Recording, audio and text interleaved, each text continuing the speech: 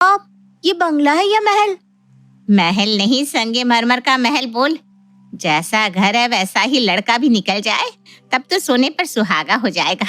क्यों जी, है कि नहीं? राज करेगी हमारी बेटी। मकान का क्या है भाग्यवान, वो तो पूर्वज की संपत्ति भी हो सकती है। खुद का अर्जा हुआ क्या है वो भी तो देखना पड़ेगा ना। पता चला बाहर है खड़ा बंगला, अंदर से लड़का निकला कंगला। यही तो करके आज मैं 29 साल की हो गई पापा। लड़का आपकी शहर का भी चाहिए, शहर में भी आपके घर से 20 मिनट की दूरी से दूर तो उसका घर होना नहीं चाहिए। ऊपर से आप इतनी खोजबीन करते हो, इतना ज्यादा दोष निकालते हो कि हर बार मेरा रिश्ता होते होते टूट जाता है। मनीषा और पूरब की एक ही बेटी थी मालती, जिसकी शादी की उम्र उसके खुद के मुताबिक किसी भी वक्त खत्म होने वाली थी। पर पूरब अपनी बेटी को लेकर इतना प्रोटेक्टिव था कि वो हर रिश्ते को 10 बार जांचता और 10वीं बार तक उसमें कोई ना कोई खामी निकालकर उस रिश्ते को ना कर देता था। और इसी तरह मालती के लिए आए एक रिश्ते की खोजबीन करने पूरब अपने परिवार के साथ पहुंचता है लड़के वालों के घर के बाहर। घर के बाहर तो फॉर्च्यूनर खड़ी है। वो भी नई मॉडल है पापा। अब ये तो उनकी खानदानी गाड़ी नहीं हो सकती ना। और अपने पापा को ताना मारती हुई मालती अपने मम्मी पापा के साथ घर के अंदर जाती है, जहां लड़के वाले पहले ही उनके इंतजार में बैठे थे। मालती पंकज के परिवार से मिलती है। ये बंगला आपका ही है, मतलब आपका बनाया हुआ है? अपना है जी, बिल्कुल अपना है। इस बंगले की एक एक ईंट मेरी मेहनत की कमाई की है, वरना हमारे पास था ही क्या। खाली हाथ आया था इस शहर में। शहर नया, लोग नए, मेहनत कर पाई पाई जोड़ने के बाद ये सब बनाया मैंने। पर ये घर, ये गाड़ी मैं अपने साथ तो लेकर जाऊंगा नहीं, सब कुछ पंकज को ही देकर जाऊंगा। यानी कि अगर मालती हमारे घर की बहू बनी तो सब उसी का होना है। अच्छा, लड़के को तो मैंने देख लिया, अब रिश्ते का मैं सोच कर बताता हूँ। इस बार नहीं पापा, मुझे तो इस परिवार में कोई कमी नहीं लग रही है। मुझे पंकज बहुत पसंद है पापा। ये लो जी, लड़की को लड़का भी पसंद है। ऐसे भी हमारा बेटा हीरा है। आप बिल्कुल भी फिक्र मत कीजिए पूरब जी, राज करेगी मालती हमारे घर।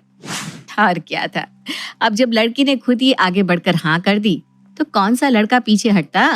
पंकज को तो मालती पसंद आ ही चुकी थी। आने वाले अगले मुहूर्त में पंकज और मालती की शादी हो जाती है और बहू बनकर मालती पंकज के बंगले में आ जाती है। पहले 2-4 दिन तो अच्छे से कट जाते हैं। मालती रोज अपने ससुर जी को हिसाब करता देखती थी। फिर एक दिन मालती उनके पास जाती है उनकी मदद करने। अकाउंट्स बुक चेक कर रहे हैं क्या पापा जी? दिखाइए तो, मैं टैली कर देती हूँ। आफ्टर ऑल कॉमर्स की स्टूडेंट हूँ। अरे वाह वाह, बड़े सही समय पर आई है तो बेटा। देख तो जरा, 3 दिन से मैं हिसाब मिलाने की कोशिश कर रहा हूँ, पर ये 476 रुपए का हिसाब नहीं मिल रहा। बस 476 रुपए का हिसाब पापा जी? पैसे की बात सुनते ही पंकज फौरन वहां आ जाता है और मालती के हाथ से हिसाब की कॉपी लेते हुए कहता है, पिछले महीने का तो 12,000 कुछ था ना पापा। अब हम में मालती भी जुड़ गई है तो चलो एक नंबर भी जुड़ गया, तो हिसाब 15,000 तक का होना चाहिए था। पर ये 15,476 रुपये कैसे हो रहा है? तो पिछले 3 दिन से आप ये 476 रुपए का हिसाब ढूंढ रहे हैं। हे भगवान, आप जिस तरह से दिन रात हिसाब कर रहे थे, मुझे लगा यहाँ करोड़ों की हेराफेरी हो गई है। और नहीं तो क्या बेटा, बजट देखकर चलना पड़ता है। हम लोगों ने अपना अपना बजट सेट करके रखा है। प्रति मेंबर पूरे 3,000। उसमें जितने उड़ाने हो उड़ाओ, कोई पाबंदी नहीं। पर अगर खर्च उससे ऊपर चला जाए तो फिर जरा बजट देखते हुए इधर उधर से कटौती करनी पड़ती है। एक आदमी पर 3,000? बस 3,000? तो ऐसे ही तो चलता है घर बेटा, वरना जिसे बेफिजूल खर्च करने की आदत हो गई ना, वो तो सोने का ढेर भी खा कर खत्म कर देगा। सभी की बातें सुनने के बाद भी मालती कुछ ज्यादा रिएक्ट नहीं करती और रसोई में खाने की तैयारी करने चली जाती है। पापा जी को लगता है वही बिजनेसमैन है। क्या मैं नहीं जानती कि किस तरह लोग नई बहू से सारी संपत्ति छुपा कर रखते हैं कि कहीं बहू आते ही पैसे उड़ाना शुरू ना कर दे। खैर पापा जी भी गलत नहीं है, पर मैं वैसी बहू नहीं हूँ। बेकार में ये सब लोड ले रहे हैं। पर कुछ दिनों में इन्हें मेरा नेचर समझ में आ जाएगा और ये वापस से अपनी ओरिजिनल लाइफ जीना शुरू कर देंगे। बाहर हुए पूरे डिस्कशन को एक झूठ समझकर मालती तो अपनी ही धुन में खाना बनाने लगती है और रात को सभी खाने की टेबल पर बैठकर खाना खाना शुरू करते हैं। बड़े दिनों बाद किसी और के हाथ का खाना खाया है। भाभी मजा आ गया कसम से, बहुत ही टेस्टी खाना बनाया है आपने। सही में मुझे भी ना वैसे आलू की सब्जी बड़ी अच्छी लगी, पर मुझे लगा मैं खुद की बनाई सब्जी की तारीफ करूंगी तो कहीं अपने मुंह मिट्टू ना लगे। मम्मी जी एक और रोटी पास कीजिए ना। बताओ तो है एक और रोटी? 2 रोटी तो खा ली बहू तूने, हम ना 2 ही रोटी खाते हैं। अब क्या है ना, रात को ज्यादा खाने से गैस भी तो हो जाती है। और आजकल वो नया चलन नहीं देखा क्या, पहले खाओ फिर कैलोरीज बर्न करो। तो मेरा तो मानना है कि कम ही खाओ, शरीर भी स्वस्थ रहेगा और पैसों की भी बचत हो जाएगी। वही तो मम्मी, हम लोग तो वैसे ही ज्यादा खाते। पहले के लोग जो कितने हेल्दी थे, सिर्फ 2 ही टाइम तो खाते थे। क्या नहीं भाभी, हाँ हमारे घर में यही नियम है। हे भगवान, मतलब सुबह वो सब दिखावा नहीं था, ये लोग तो अंदर से फक्कड़ निकले। मतलब बाहर खड़ी है गाड़ी और सास कबाड़ बेचकर खरीदती है साड़ी। अभी तो ये बस एक शुरुआत थी। मालती ने तो अपने ससुराल वालों की असली कंजूसी अब तक देखी ही नहीं थी। अगली सुबह अपनी सास से बचते हुए मालती मार्केट सब्जी लाने निकलती है। अरे रुक रुक बहू, मुझे भी सब्जी लाने जाना है। वैसे तू कहाँ जा रही है सुबह सुबह? वही तो सब्जी लाने मम्मी जी। अरे रुक रुक रुक, मैं चप्पल पहन कर आती हूँ, मैं भी चलती हूँ। तुझे ना आज सब्जी लेना सिखा दूंगी। तू नहीं जानती यहाँ के सब्जी वालों को, मैं साथ नहीं गई तो वो सब्जी वाला रमेश ना तुझे ठग ही लेगा। और ये बिना थैला लिए कौन सी सब्जी लाने जा रही थी? हैं? बेकार में एक थैली देने के लिए 5 रुपए मांग लेते हैं सब्जी वाले। और मालती के साथ पूजा भी चल देती है सब्जी मार्केट। यहाँ वहाँ सब्जियां छांटना शुरू कर देती है। 30 रुपए अभी दूंगी मैं तुझे, 30 रुपए। दाम तो ऐसे बोलता है जैसे पहली बार तुझसे सब्जी ले रही हूँ। चल 10 में दे दे। नहीं पड़ता माँ जी, आपको तो मैं बोल बोल कर परेशान हो गया हूँ। पिछले 20 मिनट से वही रट लगाए जा रही हैं। 30 से कम नहीं होगा, बस इतने में लेना है तो कहिए, मैं पैक कर दूं, नहीं तो आप कहीं और से ले लीजिए। अरे कैसे नहीं देगा तू, मैं भी देखती हूँ। भिंडी तो मैं तेरी दुकान से ही लेकर आऊंगी। और सब्जी मंडी में जोर जोर से पूजा सब्जी वाले से मोल मुलाई करने लग जाती है। और इत्तेफाक से मालती की सहेलियां भी उसी मार्केट में सब्जियां खरीद रही थी। अपनी सहेलियों के सामने अपनी सास को 2-2 रुपए के लिए सब्जी वाले से लड़ता देखकर मालती तो शर्मसार हो जाती है। छोड़िए ना मम्मी जी, या तो ले लीजिए 30 रुपए में सब्जी या मत लीजिए, पर चलिए यहाँ से किसी और सब्जी वाले से ले लीजिए, सारे लोग देख रहे हैं। मेरे साथ आज मेरी बहू है, वरना मैं 10 रुपए से 1 पैसा ज्यादा नहीं देती। चल अब 15 में डन कर, चल। और जब रमेश भिंडी पैक कर रहा होता है, चुपके से पूजा एक लौकी अपनी थैली में डाल लेती है, जिसे देखकर मालती की सहेलियां जोर जोर से हंसकर उसका मजाक उड़ाने लगती है। मिल गया तुझे सपनों का महल, उससे अच्छा अंकल जी की बात मानकर जरा जांच परख कर लेती। बेचारी मालती अब कर भी क्या सकती थी। अब ओखली में तो उसने सर दे ही दिया था, तो अब मुसल से डर के भी क्या फायदा था। बहुत परेशान कर दिया इन लोगों ने अपनी फक्कड़पनी से मुझे, इसका कुछ न कुछ तो उपाय निकालना ही पड़ेगा। मालती खुद में ये बात कर रही थी कि तभी उसे अपने ससुर के करहाने की आवाज आती है। महेश की आवाज सुनकर पूजा और मालती भागते हुए उसके कमरे में जाते हैं, जहाँ वो देखते हैं कि पेड़ पकड़कर महेश इधर उधर करवटें बदल रहा है। ओह माय गॉड, लगता है पापा के पेट में बहुत जोरों का दर्द हो रहा है मम्मी जी। हाँ बेटा, देखना तो कैसे तड़प रहा है तेरे पापा जी। हमें इन्हें डॉक्टर के पास लेकर चलना चाहिए। ऐसी कोई बात नहीं बहू, ऐसे दर्द तो आते जाते रहते हैं। जरा सा अजवाइन ला दे, नाभि पर रख दूंगा तो दर्द में आराम हो जाएगा। इतनी क्या कंजूसी करनी पापा जी की जान ही चली जाए। मैं अभी गाड़ी निकालती हूँ, 5 मिनट लगेगा पापा जी, हम डॉक्टर के पास पहुँच जाएंगे। आप फिक्र मत कीजिए, पैसे मैं दे दूंगी। अपने ससुर जी और सास को गाड़ी की बैक सीट पर बिठाकर मालती गाड़ी स्टार्ट करती है। गाड़ी मुश्किल से 1 किलोमीटर भी नहीं चलती कि महेश कहता है, इससे ज्यादा और नहीं चलेगी गाड़ी बहू, गाड़ी रोक दे।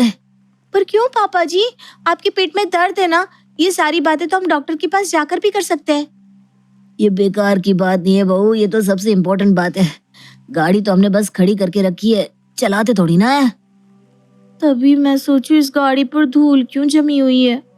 सामने देख बेटा, डैशबोर्ड पर एक डायरी रखी हुई है, उसे हम मेंटेन करते हैं कि गाड़ी कितनी चली है, कितने मिनट के लिए चली है, कितना डिस्टेंस कवर किया है हमारी गाड़ी ने। कितने का तेल लग गया। इस महीने वैसे भी शादी के कारण बहुत मेहमानों का आना जाना हो गया था ना इस गाड़ी में। वैसे भी बेचारी पिछले महीने ज्यादा चल चुकी है, तो अब बचत तो करनी पड़ेगी बहू। तू ना यहाँ साइड में गाड़ी पार कर दे।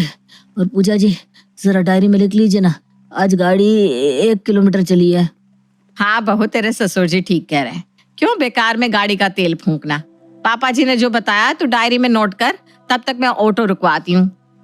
आप दोनों ये क्या बोल रहे हो? मेरा तो सर चकरा जाएगा। इतनी कंजूसी।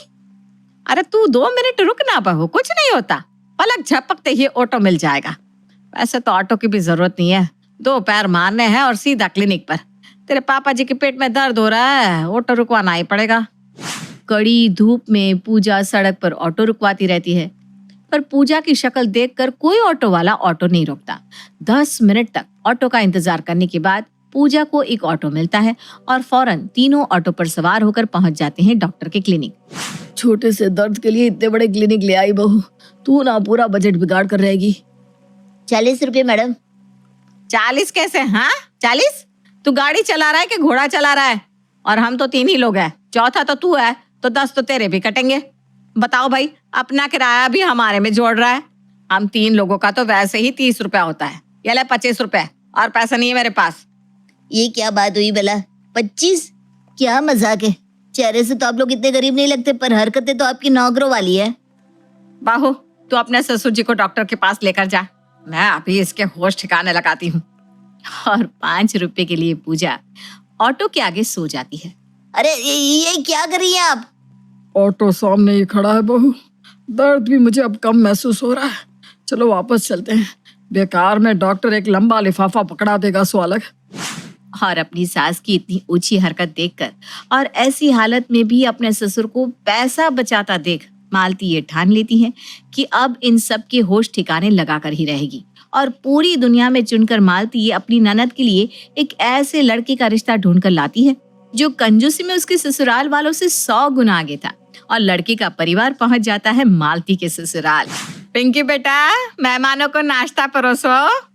नमकीन और नाश्ते की प्लेट पिंकी लड़के वालों के सामने रखती है। नाश्ता देखते ही लड़के वाले भूखे कुत्तों की तरह नाश्ते पर टूट पड़ते हैं। आराम से खाइए ज्ञान चिंची, वरना खाना गले में ही अटक जाएगा। अब जाकर जान में जान आई महेश बाबू। बताइए, कल रात चढ़ी थी ट्रेन में, उसके बाद टैक्सी, फिर पैदल, अब जाकर शाम के 5 बजे आपके यहाँ पहुंचे। 24 घंटे के ऊपर हो गए भूखे। कई खाने के रेस्टोरेंट दिखाई पड़े, पर मजाल है कि हम कहीं भी उतर कर खा ले।